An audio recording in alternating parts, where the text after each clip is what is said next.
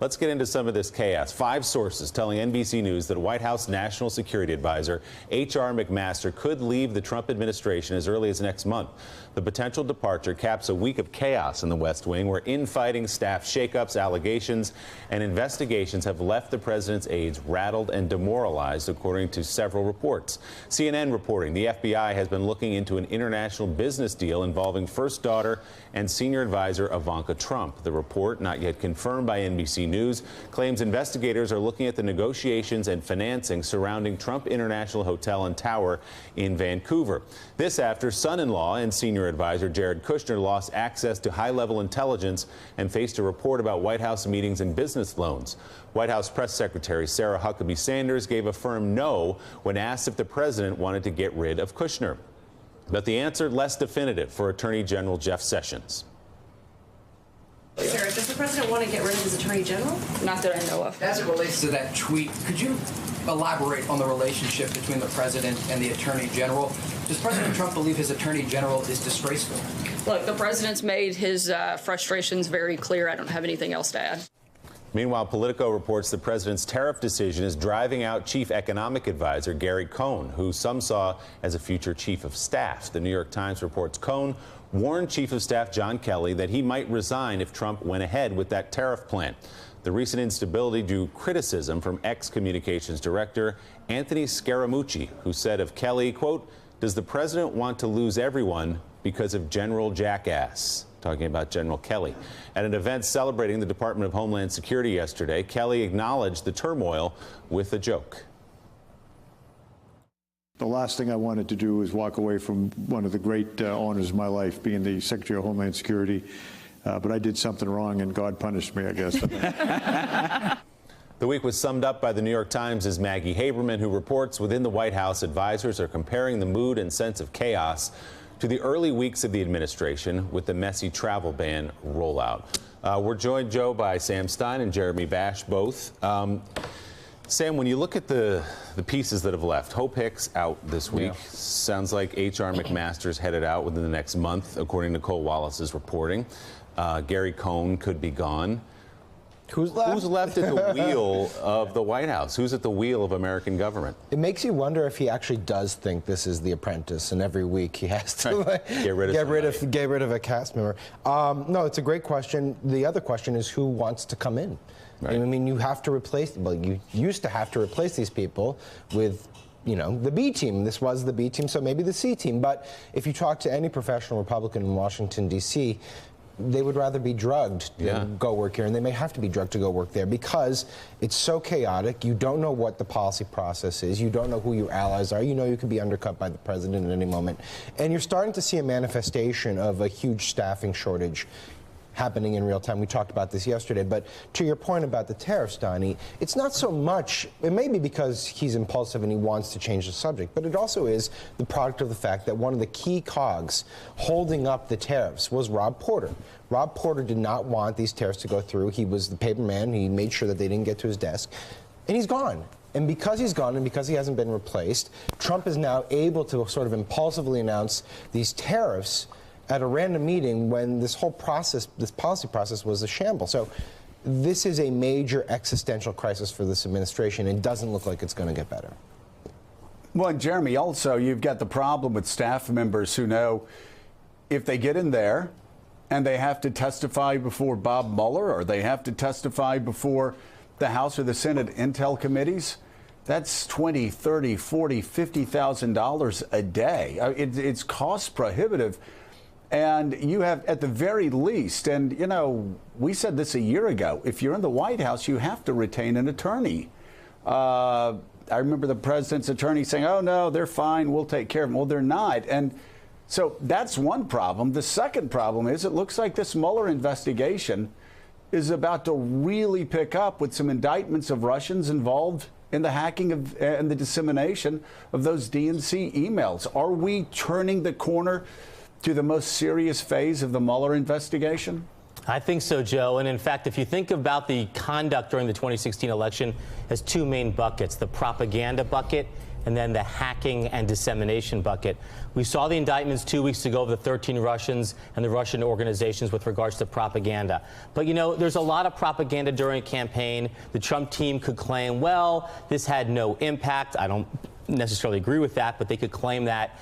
And by the way, some political activity is legal, some is illegal. Hacking is a totally different story. There's no way that the Trump campaign can claim that they were merely passive beneficiaries. Why do I say that? Because Papadopoulos knew that the Russians had, quote, dirt on Hillary. The Trump Tower meeting was set up purposefully to discuss, quote, dirt on Hillary. And every day during the fall campaign, candidate Trump talked about WikiLeaks, talked about those emails. So they at least had knowledge of what the Russians were doing, and perhaps they had more involvement, and Bob Mueller is going to look directly at that.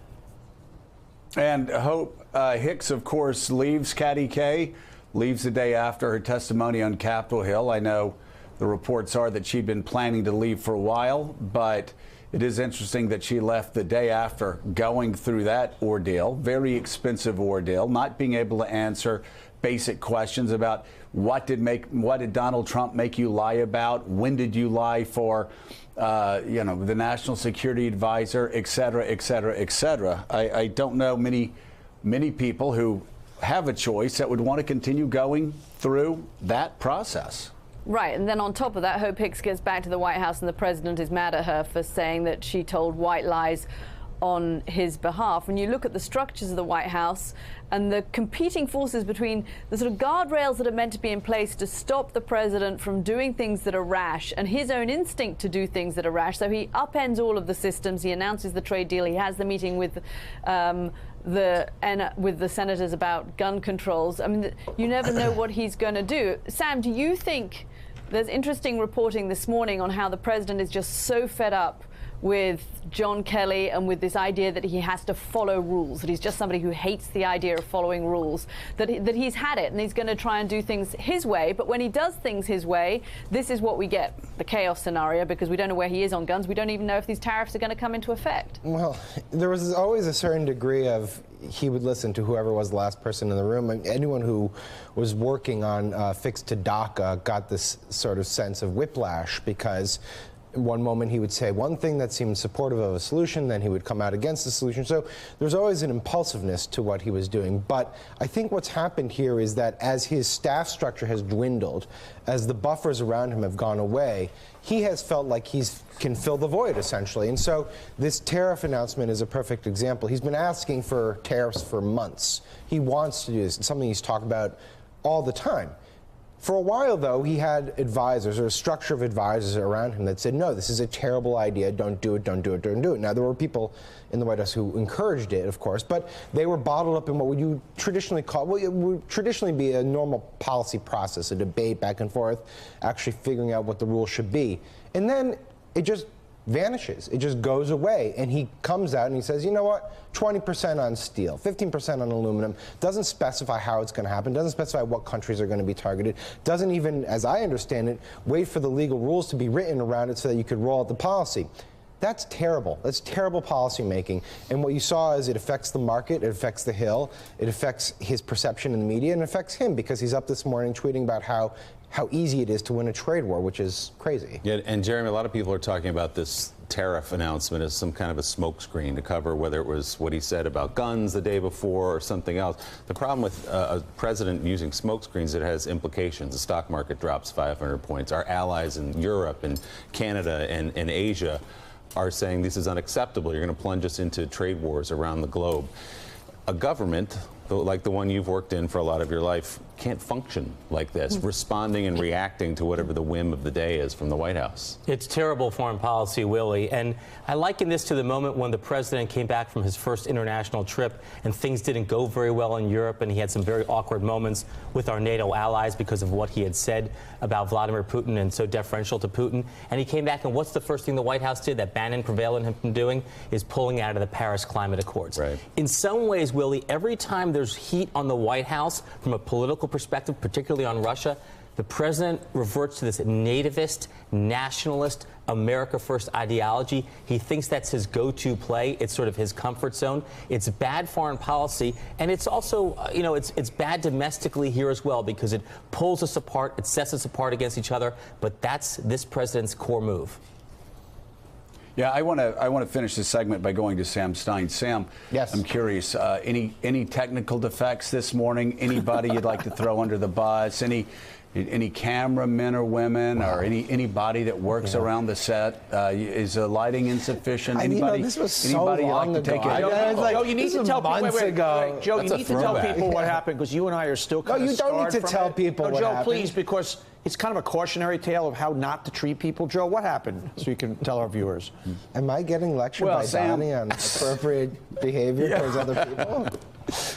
I think probably not. I think probably not. We'll just leave it at that. Let me just Sam, say, just to bury this for once in a while, you have the greatest crew here, the most impressive crew of people. Don't be. I am not. You guys are amazing, and I take back everything I said many months ago. This is just pathetic. Willie, could I ask you, is he now being condescending to the men and women that put Morning Joe on every morning and make our jobs possible? Why is this happening? I go away to Korea for a month and we're still talking about it. This is the longest running. Yes, Sam, you have some penance to pay apparently. Apparently. Yeah. Jeremy, great to see you. Thanks as always.